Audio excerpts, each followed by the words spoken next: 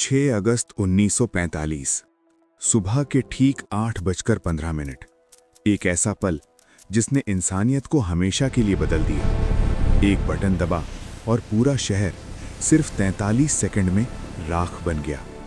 ये कोई फिल्म नहीं है, ये है हिरोशिमा और नागासाकी की सच्चाई। सुबह का वक्त था, नीला आसमान, हल्की धूप, लोग अपने काम पर जा रहे थे, बच्चे स्कूल पहुंच चुके थे। हिरोशिमा एक आम दिन जी रहा था, लेकिन किसी को नहीं पता था कि ये उनकी जिंदगी का आखिरी सामान्य दिन है। जापानी रडार पर अचानक हलचल दिखती है। दक्षिण दिशा से एक विमान शहर की ओर बढ़ रहा था।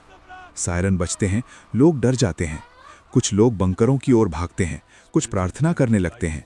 लेकिन कुछ ही देर में खतरा टल जाता है। सायरन बंद हो जाते हैं और शहर फिर से सामान्य हो जाता है। लोग सोचते हैं शायद ये सिर्फ एक चेतावनी थी, लेकिन असली खतरा अभी आने वाला था। सुबह 8:15 आसमान में एक और विमान दिखाई देता है। ये था एनोला गे, जिसे उड़ा रहे थे पॉल टिबेट्स, और उसके अंदर था दुनिया का पहला परमाणु बम, लिटिल बॉय। किसी को अंदाजा नहीं था कि ये विमान मौत लेकर आया है।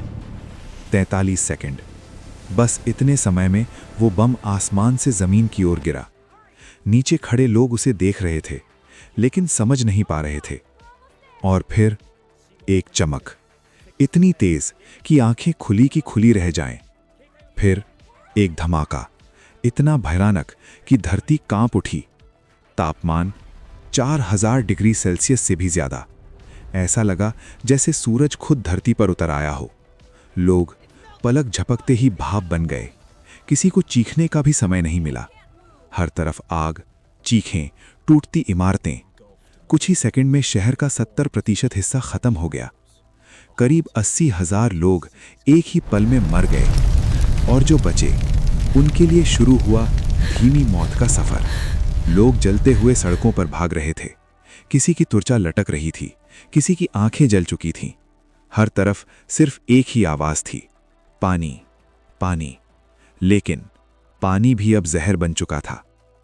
रात होते ही आसमान से बरसने लगी काली बारिश, रेडिएशन से भरी हुई, जिसने बचने वालों को भी धीरे धीरे मारना शुरू कर दिया। कैंसर, जलन और आने वाली पीढ़ियों में विकलांगता। हिरोशिमा अब सिर्फ एक शहर नहीं था, वो एक जिंदा नर्क बन चुका था। जब दुनिया को ये खबर मिली तो हर कोई हैरान था। कैसे एक ही बम से पूरा शहर खत्म हो सकता है? तभी हैरी एस ट्रूमन दुनिया के सामने आते हैं और कहते हैं, हमने एक नया और शक्तिशाली हथियार इस्तेमाल किया है। लेकिन दुनिया पूछ रही थी, क्या ये जीत थी या इंसानियत की हार? और फिर सिर्फ 3 दिन बाद 9 अगस्त 1945 एक और सुबह, एक और शहर, नागासाकी। आसमान में फिर वही सन्नाटा, और फिर एक और बम, फैट मैन। इस बार 74,000 लोग मारे गए। एक और शहर आग और राख में बदल गया। अब जापान के पास कोई रास्ता नहीं बचा था। 2 परमाणु हमले और सोवियत यूनियन का दबाव।